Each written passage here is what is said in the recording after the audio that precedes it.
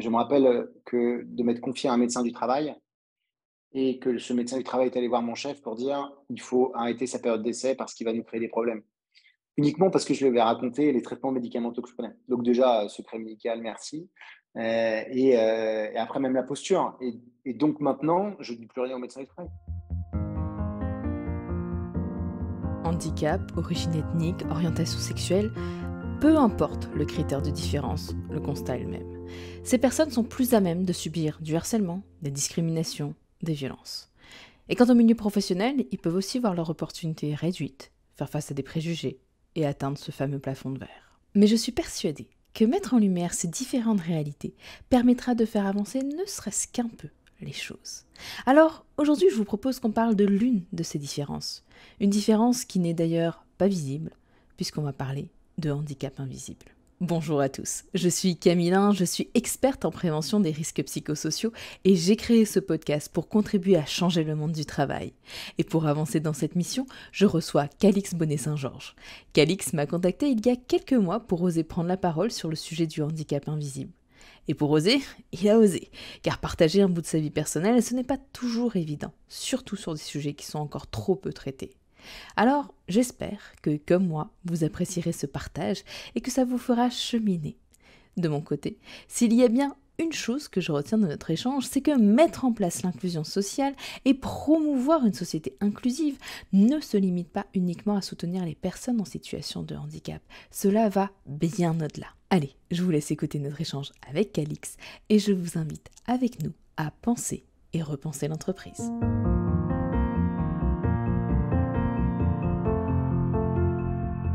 Donc je suis, en situation de handicap, même pour être plus précis, en situation de handicap, lourd. J'ai une reconnaissance, handicapé à plus de 80, carte d'invalidité et pour autant, c'est un handicap invisible. Il y a peu de gens qui sont au courant. Quand on me voit, quand on me parle, on ne pense pas que je suis en situation de handicap. Comme beaucoup, j'ai eu des difficultés en entreprise, j'ai eu des difficultés dans ma vie personnelle, et voilà, c'est pour ça que ce thème me parle tout spécifiquement. Il s'avère que dans mon entourage proche, peut-être, à cause de mon handicap ou pas, mais j'ai souvent eu des personnes en situation de handicap, mon frère notamment et hem et voilà, ça m'a spécifiquement sensibilisé à ce sujet et ce qui fait que quand moi je suis, tombé handicapé, parce qu'il y a très peu de personnes qui naissent handicapées, on le devient par un accident de la vie ou par un parcours ou par une difficulté, par une maladie. J'étais déjà sensibilisé à ça, alors j'étais jeune, j'avais 17 ans, c'était il y a donc, presque 23 ans. J'étais pas encore dans le monde, actif, mais j'étais dans le monde étudiant, j'étais dans le monde, adolescent, post-adolescent, pré-adulte. À 17 ans, je sais pas trop ce qu'on est et donc j'ai vécu toute ma vie d'adulte, en tout cas, en étant, handicapé et je vivrai une bonne partie de ma vie de senior en étant handicapé aussi. Voilà pourquoi ce thème me parle spécialement. Avoir un handicap invisible, c'est souvent synonyme de double peine. Est-ce que toi, tu as ce ressenti-là aussi?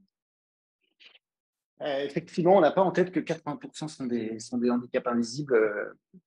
Je regrette un peu que le sigle, l'icône des personnes en situation de handicap, ce soit un fauteuil roulant, parce que seulement 2% des personnes sont en fauteuil roulant et donc ça donne une image un peu faussée de ce que c'est que le handicap. Alors certes, un fauteuil roulant, c'est un handicap, très lourd, très complexe, mais c'est pas les seuls handicaps, pardon. Oui, c'est la double peine parce que déjà l'acceptation est beaucoup plus compliquée. Quand on a un handicap visible, ben, on est obligé de l'accepter. Enfin, je ne sais pas si on est obligé de l'accepter, mais en tout cas, c'est peut-être plus facile dans le sens où on ne peut pas le cacher, on ne peut pas le masquer. Quand on a un handicap invisible, on cherche, je dis on a tous compris que c'était un jeu, à le cacher, à l'éviter au maximum. J'ai mis beaucoup de temps à l'accepter, ne serait-ce qu'à en parler à mes enfants. Je faisais tout pour le cacher, mais au bout d'un moment, c'est plus possible.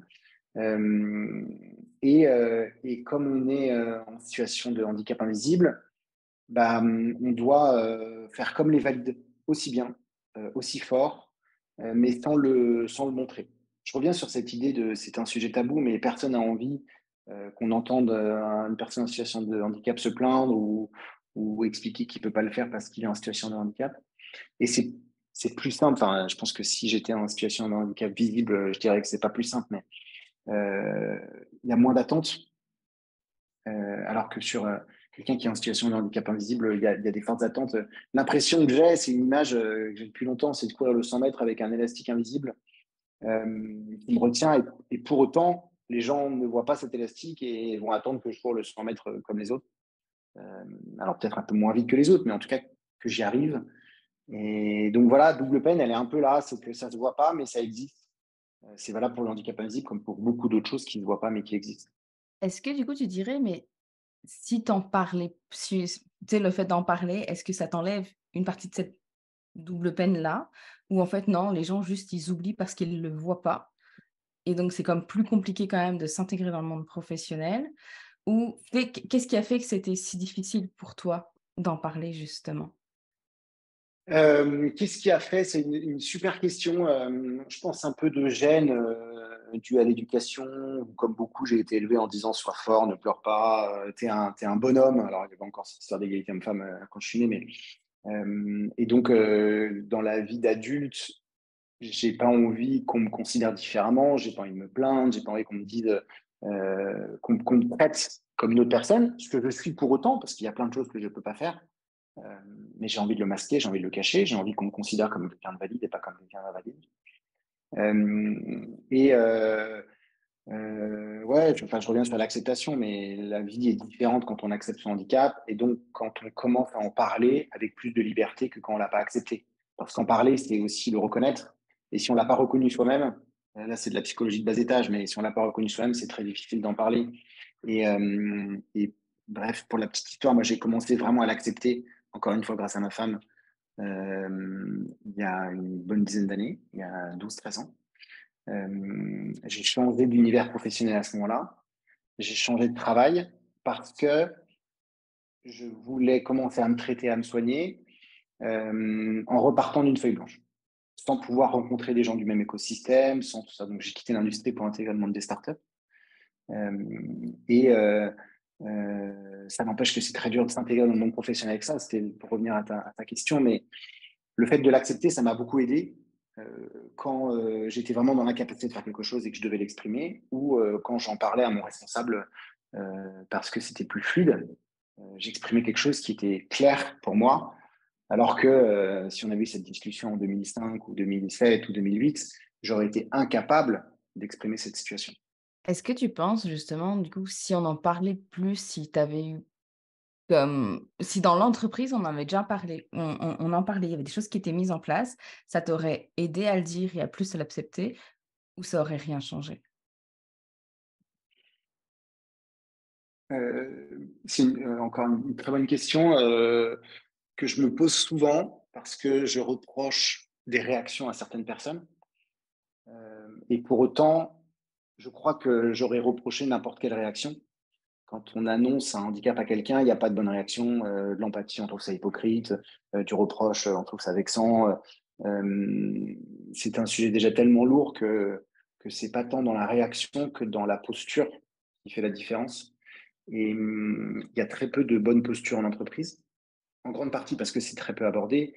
Je pense que si le sujet était abordé librement et largement, ça serait vécu beaucoup mieux. Il y a des choses qui commencent à changer, malgré tout. Aujourd'hui, il y a un certain nombre de handicaps dont on parle sans tabou.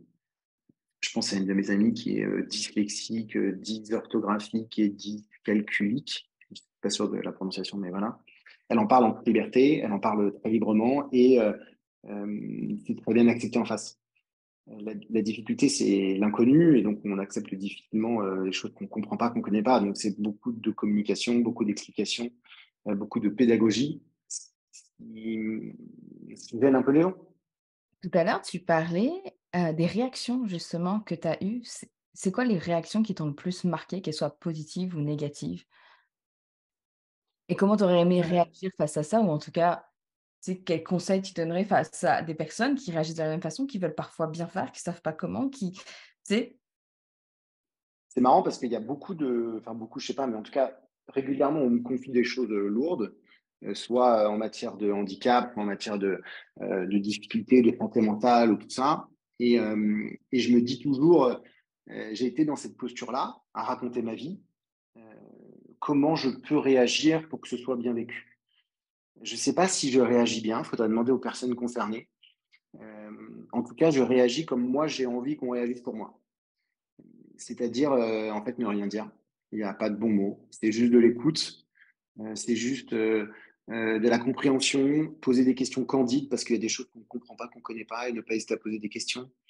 Euh, je pense que la pire des réactions que j'ai eues, mis à part la discrimination classique, c'est pas possible, je veux quelqu'un de fidèle, je veux quelqu'un de solide. J'ai eu ça. On va arrêter parce que je veux quelqu'un de solide.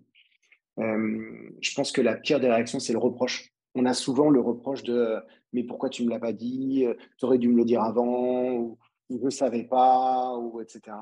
C'est des réactions qui sont très auto-centrées, alors que quand on livre une chose aussi intime, on n'a pas envie que la personne en face tire la couverture à soi. C'est souvent une réaction de gêne, ou en tout cas une réaction qui veut justifier une attitude. Alors que si on ne l'a pas dit, il y a une bonne raison. Enfin, il y a une bonne raison, je ne sais pas. En tout cas, il y a une raison, bonne ou mauvaise, mais c'est souvent quelque chose qui a été réfléchi, on s'en avait conscience. Euh, c'est très compliqué de sortir d'une relation, d'un jeu aussi, quand on n'a pas dit à une relation professionnelle ou personnelle qu'on était en situation de handicap. C'est compliqué quelques mois, quelques années après, de dire, ah ouais, en fait, je suis en situation de handicap. Donc, c'est très dur d'en sortir. Voilà, je pense que la pire des réactions, de faire du reproche direct ou indirect. En préparant l'épisode avec toi, il y a quelque chose que tu m'avais dit qui m'avait vraiment marqué. Parce que, qui rejoint là ce que tu es en train de dire, justement, tu m'avais dit, mais en fait, dans les situations où je l'ai dit directement aux personnes, il y avait quand même des problématiques. Dans les situations où je ne le disais pas, il y avait quand même des problématiques. Et moi, ça m'avait étonnée parce que je me disais, mince, moi, je pensais vraiment qu'en entreprise, si tu le disais directement à ton manager, j'ai un handicap invisible, voici comment ça se passe. Et puis, je me dis, bah, ok, c'est bon, on allait le prendre en compte. Bah, peut-être que je suis un peu trop candide et je suis dans le monde des bisounours. Mais je me disais, mais je trouvais ça hallucinant, en fait, que dans les deux cas, pour toi en tout cas, dans ton histoire professionnelle, ça n'avait rien changé. Tu étais toujours face à une difficulté à un moment donné. Ouais, j'ai fait toutes les options, effectivement. Je l'ai dit avant, je l'ai dit au début, je l'ai dit après la période d'essai, je ne l'ai pas dit. J'ai vraiment fait toutes les options. Aussi parce que j'ai eu beaucoup d'expériences professionnelles courtes, donc ça m'a permis de tester à chaque fois des choses différentes. Je pense que c'est aussi ma perception. C'est moi qui ai mal perçu la réaction. Si ça se trouve, la réaction était bien. C'est toujours une différence de perception de la situation. Euh, j'ai j'ai trouvé, en tout cas, que la situation changeait la donne, mais c'est normal aussi parce que la situation n'est plus la même, en tout cas, la connaissance de la situation n'est plus la même. Et j'ai trouvé que ça complexifiait beaucoup la relation. Je ne dis pas que j'ai réussi beaucoup d'annonces, parce qu'au final, c'est compliqué d'aller voir son responsable ou son collègue pour dire je suis en situation de handicap. J'ai pas mal appris d'un collègue qui était très proche, qui lui aussi était en situation de handicap, et en fait, qui n'en parlait pas, qui ne l'annonçait pas, mais qui le vivait. Et je fais un peu comme ça maintenant. C'est-à-dire que je ne l'annonce pas, ce n'est pas un événement, ce n'est pas quelque chose d'important, c'est quelque chose que je vis, un peu comme si j'avais une passion ou un enfant. Euh, Aujourd'hui, j'ai trois enfants, bah, je ne vais pas, quand je rencontre quelqu'un, et dire, et d'ailleurs, j'ai trois enfants. Mais c'est pour autant quelque chose qui influe ma vie. Il y a des moments où je vais être concentré sur mes enfants parce qu'ils ont besoin de moi. Il y a des moments où je vais mal dormir et donc euh, je vais être avoir moins d'énergie. Donc c'est un peu pareil. Je considère que c'est acquis pour tout le monde. J'en parle librement, sans pour autant l'annoncer et m'épancher sur ce sujet. Il faudra en reparler dans quelques années pour dire si c'est la bonne solution ou pas. J'en sais rien. Mais en tout cas, c'est sûr que euh, j'ai commencé par le dire à la fin de la période d'essai, de façon un peu formelle. Je faisais un entretien avec mon manager pour lui expliquer. J'ai raconté beaucoup de choses. Ça m'a jamais aidé de faire ça. Au contraire, je trouve que ça casse un peu la confiance de se dire j'ai attendu la période d'essai, donc ça veut dire que la personne peut présumer qu'on pensait qu'il allait, etc. C'est beaucoup de suppositions, tout ça, mais voilà. Oui, c'est sûr. Je pense que c'est pas la bonne situation, la bonne solution. Est-ce que si, par exemple, tu intégrais une entreprise dans laquelle, c'était clairement affiché, c'est un peu à la McDonald's, venez comme vous êtes, avec tout ça, est-ce que tu serais là plus à même à en parler directement en entretien d'embauche? Ou est-ce que pour toi, ça change pas grand-chose et c'est juste une façade? C'est pas parce que c'est affiché que c'est vécu en interne. Il y a beaucoup d'entreprises qui affichent des choses qui vivent l'inverse en interne. Souvent, les entreprises qui mettent bienveillance ou care dans leurs valeurs, c'est souvent des entreprises qui ont plus de mal à le vivre. Euh, je pense qu'on voit assez vite par la communication, par les personnes, par la posture, si jamais c'est une société qui est ouverte à ces problématiques. Tu vois, naturellement, je dis le mot problématique, ce qui prouve que ça reste un sujet de problème et de préoccupation. Euh, ça dépend aussi l'impact du handicap sur la relation professionnelle. Je pense pas que ça impacte beaucoup ma relation professionnelle. En tout cas, pas tout le temps. Il y a des moments où ça ne l'impacte pas. Il y a des moments où ça impacte fortement, mais il y a des moments où ça n'impacte pas. Si par exemple c'est un handicap qui est directement lié, qui a besoin d'un aménagement de poste, bah là, ça va pas être la même histoire. Donc ça dépend. En fait, il y a donc, on l'a dit, 12 millions de personnes en situation de handicap, il y a 12 millions d'histoires derrière, il y a 12 millions de ressentis. On parle de l'humain, donc c'est toujours très complexe.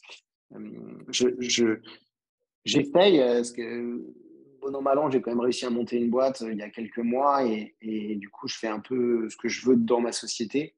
Et j'essaye, sans l'afficher sur les murs, sans le crier sur les toits, mais de favoriser l'expression du bien-être, ou en tout cas de l'équilibre au sein de ce qu'on a créé.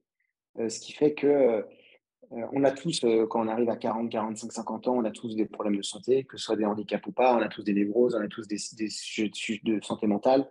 Et donc, c'est plus d'intégrer ça comme faisant partie du travail, plutôt que spécifiquement le handicap. En tout cas, c'est l'axe qu'on a pris avec mes deux associés. Et j'avais une discussion encore ce matin avec une salariée qui me parlait de difficultés de santé mentale. Bah, c'est pas forcément un handicap, en tout cas, il n'y a pas un stamp, un truc officiel de reconnaissance de qualité de travailleur handicapé, mais pour autant, c'est un sujet de santé qui impacte le travail.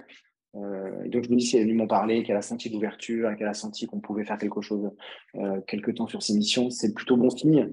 Ça ne veut pas dire qu'il y en a qui n'osent pas le dire et qui ne se sentent pas bien aussi. Hein. Donc, on essaie de faire ça. Et on fait souvent ce qu'on a envie d'avoir par mimétisme, et j'aurais plutôt envie d'avoir ça. Alors, est-ce que tu peux en dire un peu plus là sur ce que vous avez mis en place? Que de ce que je comprends, ce que tu me dis, bah, nous, on l'affiche pas, mais on fait des choses pour faire ressentir aux gens, bah, qui peuvent, tu sais, comme créer un climat de sécurité psychologique, qui peuvent venir en parler, qu'on peut faire des choses.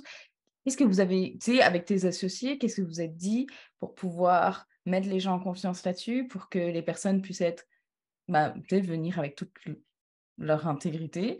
Hem, Qu'est-ce que tu as mis en place justement qui pourrait peut-être Heu, être un exemple aussi pour d'autres personnes qui pourraient peut-être suivre ça. Alors attention, hein, je dis toujours un exemple, ça dépend toujours de votre culture d'entreprise et tout ça, on peut jamais faire du copier-coller.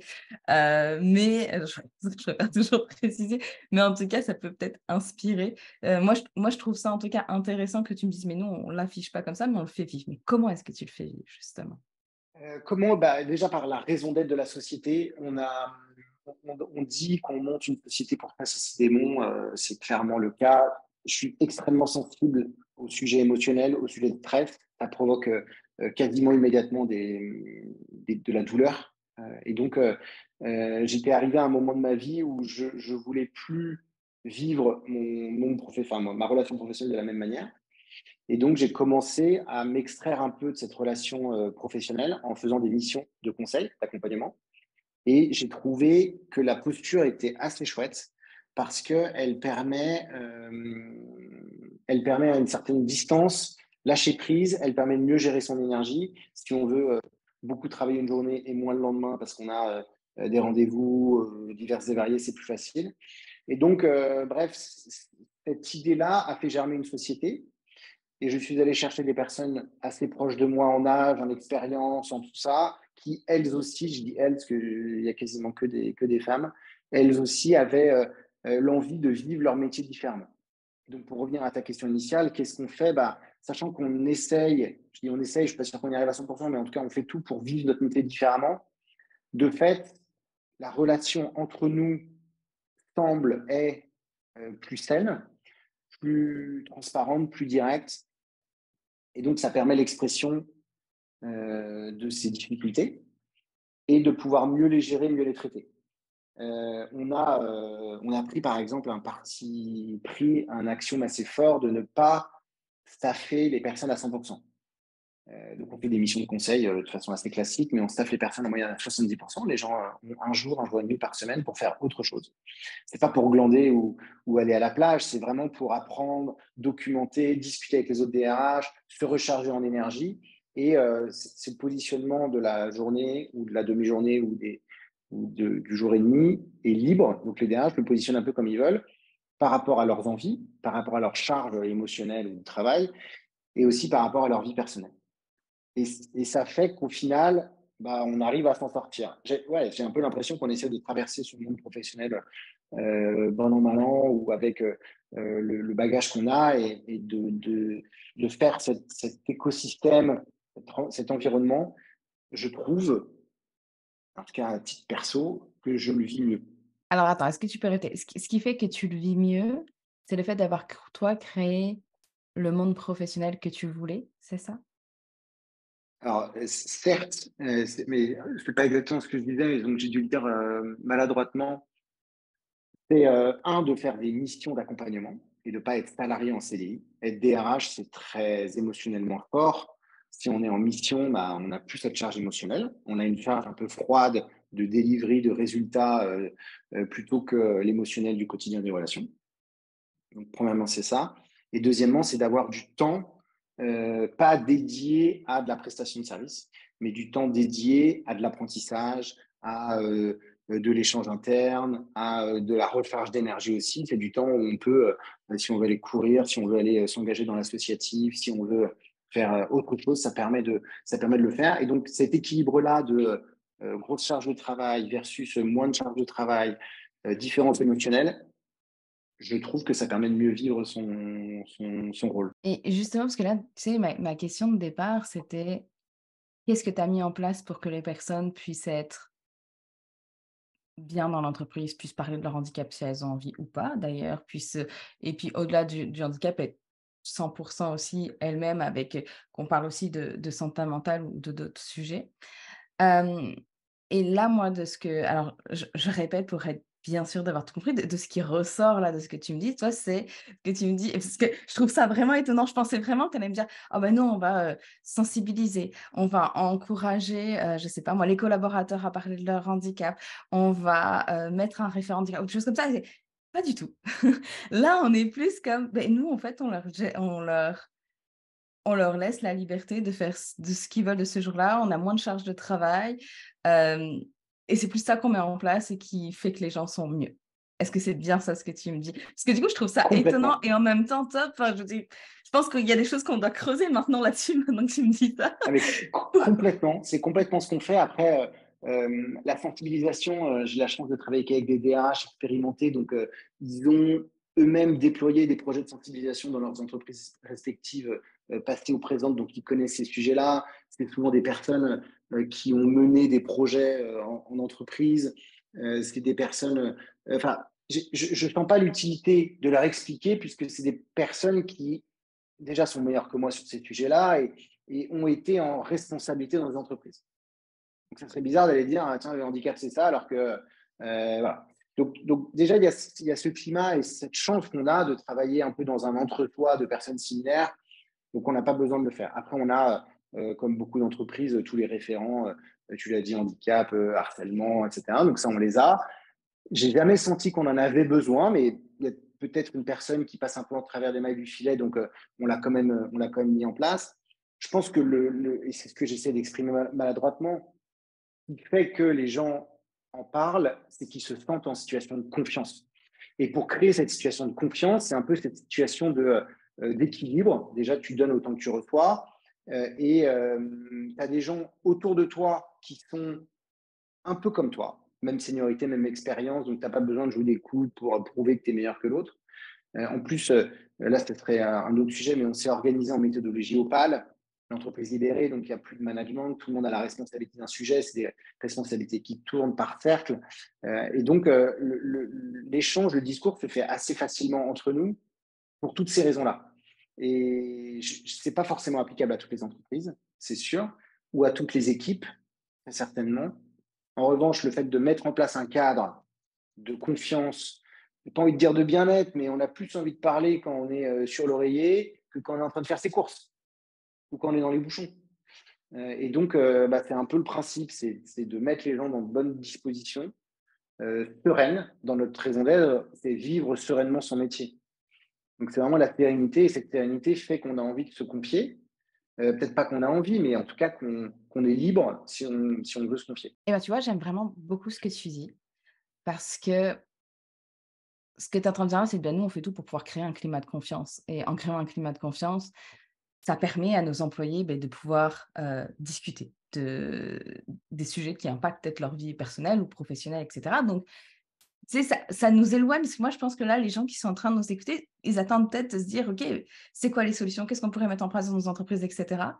Et les choses que moi-même, en plus, je t'ai dit il y a quelques minutes, c'était je m'attendais vraiment à ce que tu me dises les choses habituelles qu'on entend, heu, d'encourager justement les collaborateurs à parler de leur handicap, d'avoir le référent, d'avoir un processus de recrutement qui mène à l'inclusion en le mettant, directement sur ses annonces et cetera. Tout plein de choses comme ça. Et en fait, là, en discutant avec toi, je me dis aussi, mais en fait, oui, ça peut être des bonnes actions, mais en fait, tu peux peut-être déjà mettre ça en place et puis au final, tu as pas ce climat de confiance. Donc même si tu mets ça en place, ça va juste tomber à l'eau et que la première chose peut-être à mettre en place, peut-être moi, en tout cas de moi, c'est pas juste peut-être, c'est oui, la première chose à mettre en place, c'est ce climat de confiance-là, avant même toutes les autres choses que j'ai citées en amont, parce que ça pourrait juste faire un flop, en fait. Et ça Tout à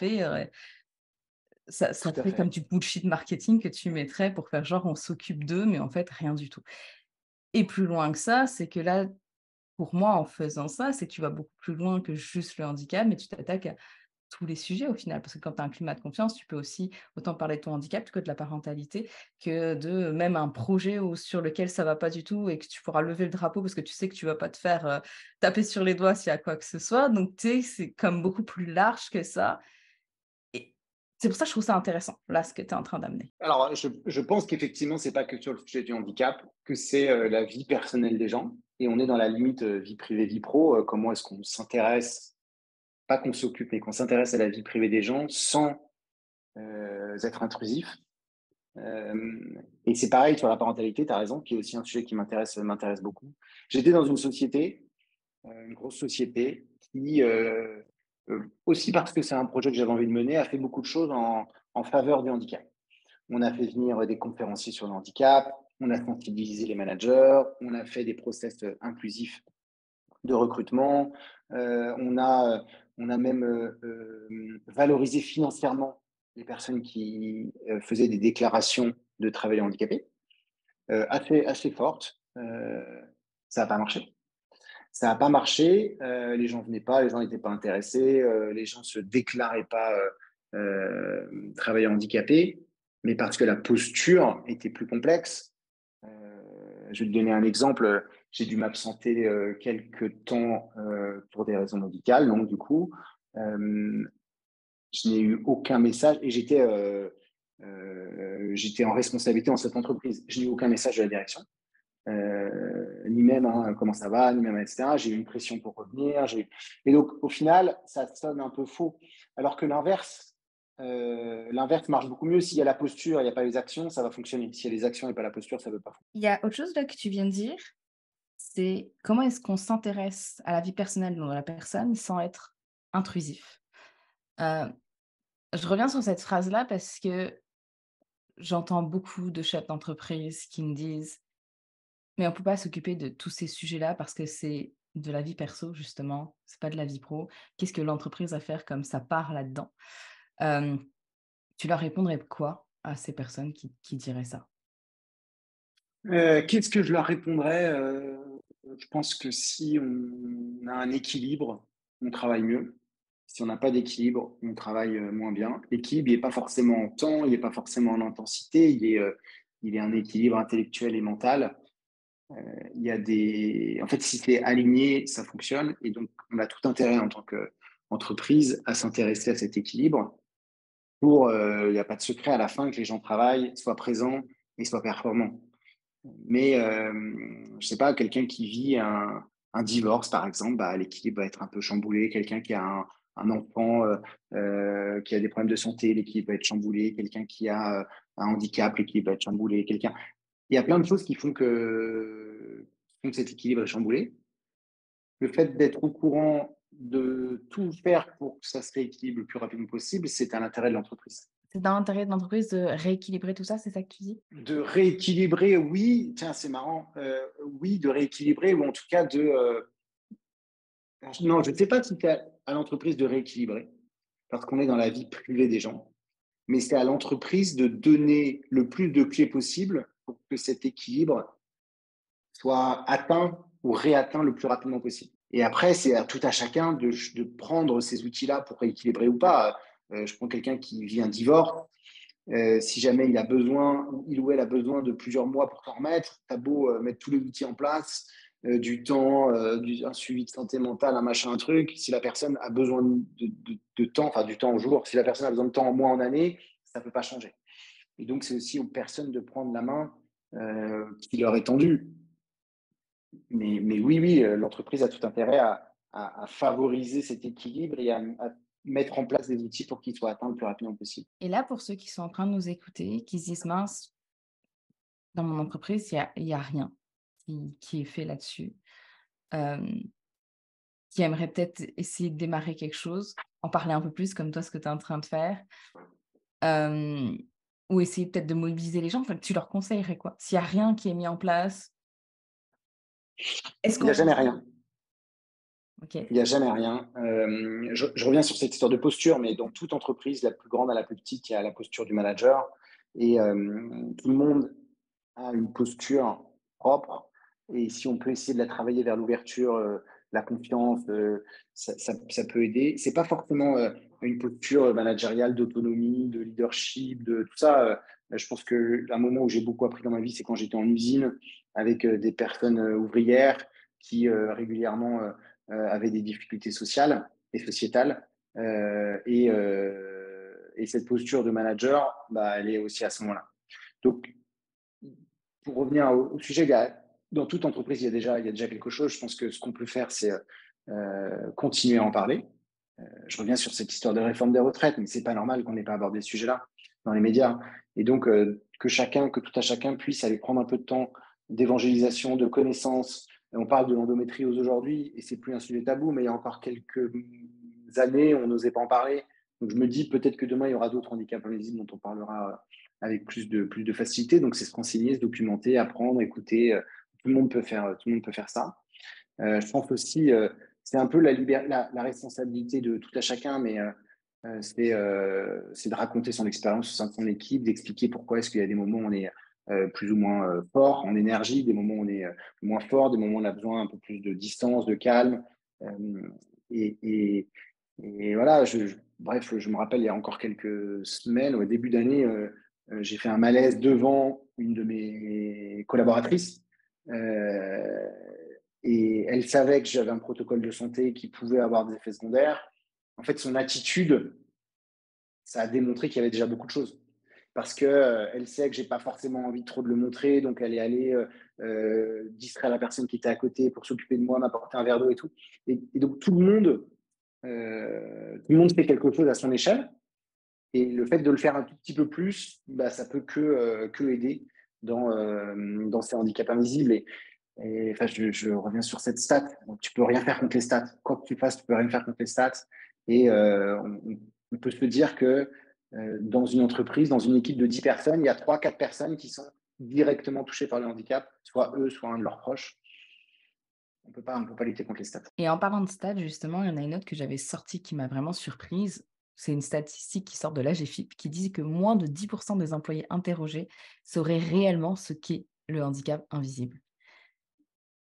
Et quand tu mets cette stat face à, il y a une personne sur 3 qui sont porteurs d'un handicap invisible et qu'il y ait aussi peu de personnes qui sachent ce que c'est, et là, moi, ça m'a frappée parce que ça revient à notre conversation du début où je comprends encore plus pourquoi tu dis que c'est un sujet tabou alors qu'on a l'impression qu'on parle beaucoup du handicap, mais en fait, pas tant que ça, et encore moins du handicap invisible.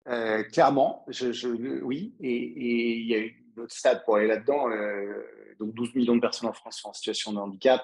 Si on dit qu'il y a à peu près allez, 60% des gens qui sont actifs, ça fait dans les 7 millions qui sont donc en situation de handicap et en entreprise. Il y a seulement 3 millions de personnes qui sont reconnues travailleurs handicapés. Donc tu as 3, 4 millions, 5 millions de personnes qui sont en situation de handicap non reconnues, soit parce qu'ils ne savent pas que la pathologie qu'ils ont est un handicap.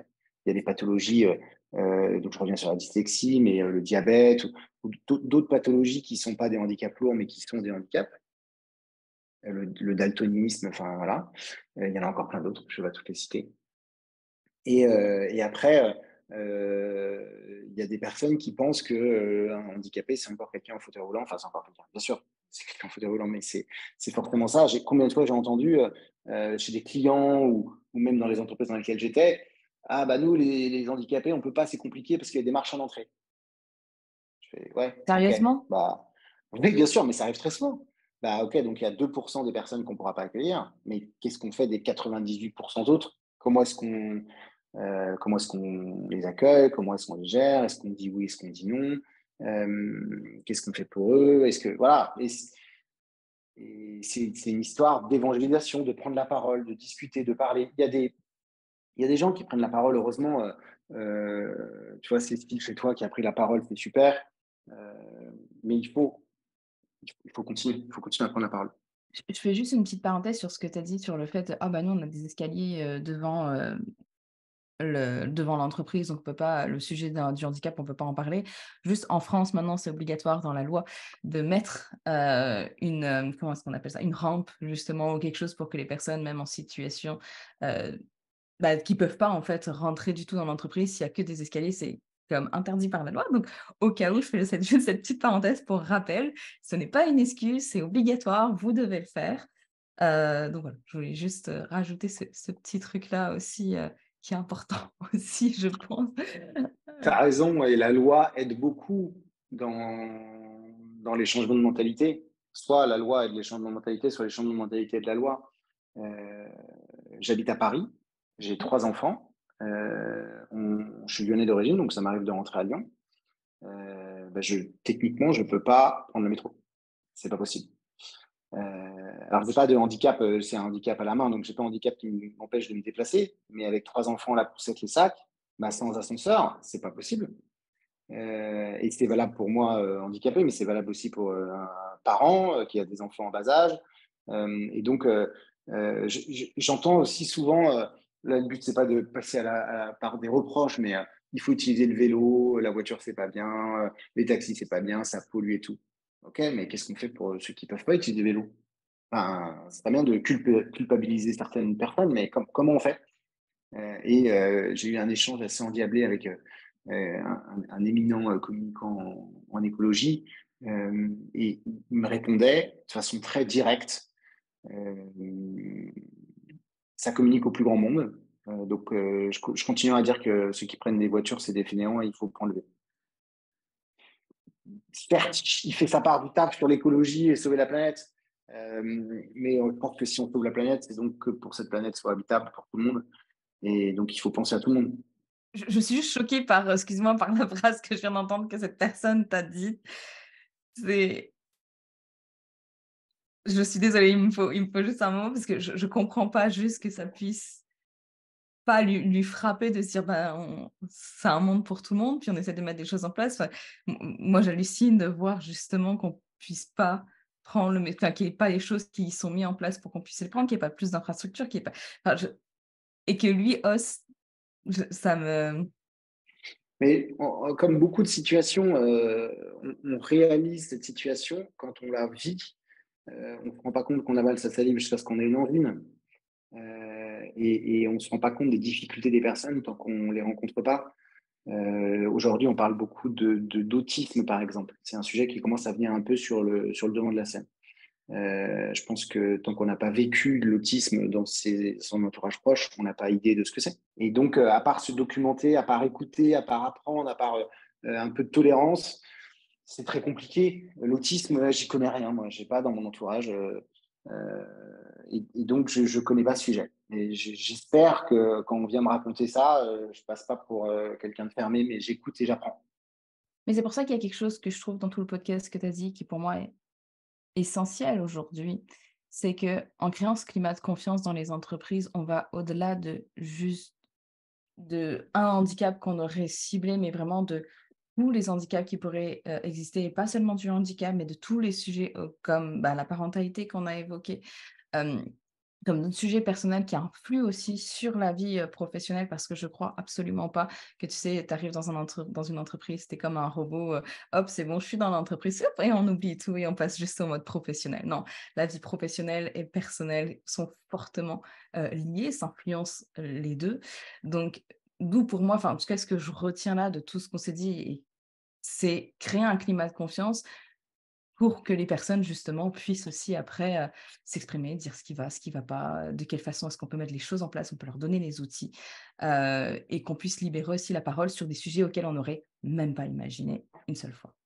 Moi, j'ai lu une phrase que je voulais juste partager parce que cette phrase-là, en préparant le sujet, elle m'avait aussi choquée que donc là, c'est une conseillère Pôle emploi qui conseille en fait. La personne disait: «C'est difficile de trouver un emploi quand tu es reconnu RQTH et que ton handicap ne se voit pas. Tu as envie de travailler et toutes les portes se ferment. On ne te propose rien. On te fait le ping-pong entre Pôle emploi et Cap emploi. Ta conseillère te conseille de ne pas dire que tu es travailleur handicapé et te dit: "Si vous n'avez pas de gêne sur le poste, le dites pas ou attendez d'avoir signé"». C'est vrai. On revient enfin, on revient pas, mais le sujet de fond, c'est les biais. On a tous un biais sur tous les sujets. Moi-même, maintenant, quand je vois sur un CV RQTH, j'ai un biais parce que je me dis, cette personne, tu vois, elle est un peu comme moi, elle galère, il faut l'aider. Alors que je devrais pas l'avoir. Au final, que ce soit RQTH ou pas, tu vois, c'est pas comme si c'est comme si elle avait des enfants ou qu'elle avait une passion pour les BD. En fait, ça peut influer sur le monde professionnel, mais ça ne doit pas influer la décision et les compétences que la personne a. Mais donc, on a un biais et je pense que je suis d'accord avec cette conseillère Pôle emploi. Il vaut mieux ne rien dire parce que, comme de la même manière qu'il vaut mieux ne pas trop se livrer dans sa vie personnelle au travail, ça ne change rien qu'on ait des enfants, pas d'enfants, ça ne change rien que, tu vois, on est là pour délivrer une prestation de travail contre une rémunération. Le reste, c'est moins vrai. Une fois que la relation de confiance, même pas la signature, hein, la relation de confiance est actée, là, on peut commencer à se livrer. Je serais tenté de faire pareil, sauf, et il y a toujours des saufs, c'est marrant, il y a toujours oui ou non, sauf pour les personnes qui sont très à l'aise avec ce sujet-là et qui ont une très forte, pas personnalité, mais en tout cas qui sont capables d'assumer beaucoup de choses. Je ne sais pas si c'est une histoire d'âge ou de maturité, je ne le disais pas avant. Maintenant, je le dis sans trop de difficulté et je me rends compte d'ailleurs que ce podcast va forcément faire que ça sera dur de ne pas en parler après. Mais la discrimination existe partout, tout le temps. Ça s'appelle des biais. Alors, une discrimination officielle, connue, voilà, celle-là, elle est répréhensible, mais les biais, mais ils sont humains et d'en parler, déjà, ça permet de mettre le doigt dessus, de mieux maîtriser de minimiser leur impact dans nos décisions au quotidien. Mais tu vois, c'est fou ce que tu me dis parce que moi, j'étais persuadée que tu allais me dire: «Bah non, moi je suis pas d'accord». Parce que moi, ma première réaction, c'est j'étais en train de me dire: «Mais c'est pas possible, pourquoi il lui dit ça, cette conseillère Pôle emploi?» Non, dis-lui de le dire parce que, et encore, c'est peut-être parce que, je sais pas, je vis trop dans le monde des bisounours et que pour moi, puis j'aime pas dire je vis dans le monde des bisounours, bref. Mais mais je sais pas, pour moi, ça devrait être normal de pouvoir dire, qu'on puisse mettre les choses en place si tu as besoin de tout ça et du coup, là, je t'avoue que je m'attendais pas à ce que tu me dises: «Beh oui, elle a raison cette conseillère Pôle emploi», parce que sinon, bah, peut-être que cette personne, elle aurait pas l'emploi qu'elle aurait aimé ou des choses comme ça ou qu'elle serait discriminée. Mais de l'autre Oui, côté, moi, je me dis: «Mais ouais, mais OK, mais ça veut dire qu'elle serait dans une entreprise qui la juge d'abord là-dessus». Enfin, c'est pragmatique comme décision. C'est très pratico-pratique. La jeune fille, là, elle veut un job. Elle pourra l'avoir avec une probabilité plus forte si elle ne confie pas son handicap. Euh, enfin, on pourrait tout raconter les discriminations qu'on a eues, et pourtant, je suis un homme blanc de 35 ans, enfin un peu plus que 35 ans, mais voilà, qui a fait des grandes études, donc je ne suis pas forcément celui qui a le plus de discrimination. Mais je me rappelle que de m'être confié à un médecin du travail, et que ce médecin du travail est allé voir mon chef pour dire il faut arrêter sa période d'essai parce qu'il va nous créer des problèmes. Uniquement parce que je lui avais raconté les traitements médicamenteux que je prenais. Donc déjà, secret médical, merci. Et après, même la posture. Et donc maintenant, je ne dis plus rien au médecin du travail. Voilà, parce que je me dis, le gain, il est faible, le risque, il est élevé, ça ne vaut pas la peine de le dire. Moi, ça me met hors de moi et je me dis que c'est justement pour ça pour tout ce que tu t'as raconté là depuis le début du podcast, il faut qu'on en parle plus, qu'on le mette plus en lumière pour que justement, il y ait plus ce genre de réaction. Qu'on comprenne mieux ce que vivent les personnes. Ça c'est pas normal et ça me met vraiment hors de mon et pourtant c'est pas moi qui l'ai vécu, mais Ouais, c'est anormal, bien sûr, c'est anormal, mais c'est la réalité. Et donc, la réalité, ça met du temps à changer. Et en attendant que ça change, il faut bien passer à travers les mailles du filet. Et encore, on est en 2023 maintenant. Si on avait cette discussion il y a 20 ans, la discussion serait très différente. Il y a 40 ans, la discussion serait encore plus différente. Euh, pour faire une analogie sur l'égalité homme-femme, ça fait 45 ans que les femmes ont le droit d'ouvrir un compte bancaire toutes seules, un peu plus 47-48 ans. Tu vois, donc, et maintenant, ça ne viendra même pas à l'idée de penser ça. Je pense que quelqu'un qui est né, qui a 20 ans aujourd'hui, ne savait pas, ne sait pas que c'est aussi récent. Donc, la société avec un grand S change très rapidement. Il faut accompagner son changement, peut-être la bousculer un peu pour que ça aille plus vite. Mais il y a tellement d'émulation sur plein de sujets qui fait que ça change très vite. Tout ce qui est discrimination, égalité, inclusion, équité, c'est des sujets qui sont traités quotidiennement dans les entreprises, alors qu'il y a encore quelques années, ça n'existait pas. Moi, quand j'en parle à mon père, il hallucine. Il est à la campagne, c'est un monsieur de 60 et quelques années, 75, 76. Lui qui a vécu une vie professionnelle active pendant 40 ans, il n'imagine pas et il a du mal à se projeter dans ce qui se passe en ce moment. Mais tant mieux. Tant mieux, ça bouillonne. Il faut juste accélérer les choses. Et pour les personnes, là, c'est les personnes en situation de handicap, mais c'est pareil pour les personnes qui sont venues d'immigration, c'est pareil pour les femmes, c'est pareil pour plein de personnes, toutes les minorités en quelque sorte. Il faut essayer de naviguer dans cet écosystème. en tout cas, merci beaucoup Calix d'avoir partagé avec nous, toute cette réalité aussi qui est encore trop peu connue. Et pour cette fois, vraiment terminer l'épisode du podcast, est-ce que tu peux partager avec nous quelque chose qui t'a marqué? Ça peut être une découverte récente, en tout cas, qui t'a marqué. Alors, ça peut être une chaîne YouTube, une personne, un livre, ce que tu veux, et que tu aimerais partager avec nous. Bien sûr, et donc j'ai préparé cette question. C'est pas quelque chose que j'ai découvert récemment, c'est quelque chose qui m'a beaucoup aidé dans ma construction de père de famille. Pour rendre hommage, c'est ma femme qui m'a donné ça. C'est une bande dessinée qui s'appelle L'aile brisée de Antonio Altariba. Donc, c'est son histoire vraie, dessinée par Kim.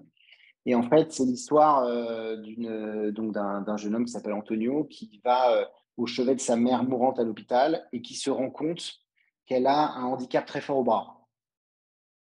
Je pense que tu comprends pourquoi ma femme me l'a offert. Et en fait, il n'en avait pas connaissance et il va découvrir en remontant la vie de sa mère qui a caché toute sa vie son handicap. Et ce livre, moi, m'a vachement aidé en disant que j'avais pas envie de faire ça, j'avais pas envie d'être sur mon lit de mort avec mes enfants, découvrent ce problème de santé, donc je me suis construit aussi par rapport à ça. Et ça peut aider, déjà c'est une BD qui est très bien écrite, très bien dessinée, et ça peut aider dans le fait que peut-être la personne qui est assise à côté de soi sur le bench ou dans l'open space, ou qui est devant soi à la pharmacie, ou devant soi à la boulangerie, a peut-être une situation de handicap invisible, et plutôt que de l'engueuler parce qu'il n'arrive pas à prendre ses pièces dans son porte-monnaie, se dire qu'en fait, s'il ne prend pas ses pièces dans son porte-monnaie, c'est peut-être qu'il a du mal. L'invisibilité ne veut pas dire l'ignorance. Merci beaucoup, Calix. Et je vais rajouter, du coup, dans les notes de l'épisode, cette BD dont tu nous parles pour qu'on puisse la retrouver facilement. Et enfin, toute dernière question, quelle autre personne est-ce que je devrais inviter dans le podcast? Et surtout, ce qui m'intéresse, c'est pourquoi est-ce que tu penses à cette ou ces personnes? pour écouter pas mal de contenu sur le handicap, il y a des gens qui me touchent particulièrement, notamment Mickaël Jérémiaz, champion olympique, je crois, ou du monde, ou en tout cas grand champion de tennis. Je trouve qu'il a une façon d'aborder le handicap qui est très simple, sereine, et j'aime bien sa façon d'en parler. Cécile, que tu as déjà invité, ou Grégory Cuiron, qui est chef, qui était passé dans Top Chef notamment. Voilà, sur le thème du handicap, c'est ces personnes-là. Mickaël prend déjà souvent la parole, mais c'est vraiment quelqu'un que j'aime bien écouter. Et j'ai plutôt envie d'entendre chez toi là, des personnes qui se battent pour la cause des femmes, toujours dans cette histoire de discrimination. Donc, soit Émilie Stevling-Benayad, qui est partenaire chez Serena et qui agit beaucoup au sein de l'écosystème tech, start-up sur l'égalité homme-femme. Ou bien Garance Hiverneau, qui a monté un cabinet d'accompagnement et d'épanouissement au féminin, qui est peut-être plus, qui est moins orienté start-up française, plus, j'ai pas envie de dire la femme ordinaire, mais l'employé ou la technicienne, agent de maîtrise, qui vit en province et qui rencontre des difficultés au quotidien sur sa carrière. Voilà, donc Garance ou Émilie, au choix, je te donnerai les coordonnées. Eh ben, merci beaucoup et tu peux compter sur moi pour les contacter. Et puis, en tout cas, merci aussi pour ce moment et puis d'avoir osé, parce que je sais que c'était aussi beaucoup pour toi de venir ici, d'en parler. Et donc, vraiment, un énorme merci. Ça a été encore plus enrichissant que ce que j'avais imaginé. Donc, merci beaucoup, Calix. Merci beaucoup, Camille. À bientôt. Merci d'avoir écouté cet épisode jusqu'au bout et si vous l'avez aimé, n'hésitez pas à le commenter ou mettre tout plein de petites étoiles. C'est ce qui m'aide le plus à faire connaître le podcast. Et comme vous l'avez entendu, Calix a découvert le podcast suite à l'épisode que j'avais réalisé avec Cécile Hernandez, qui est championne paralympique et qui, avec son énergie débordante, met le sujet du handicap invisible au grand jour. Alors, si vous voulez en savoir encore plus sur ce sujet si important, je vous invite à aller écouter cet épisode. Allez, moi je vous dis à bientôt, prenez soin de vous et des autres.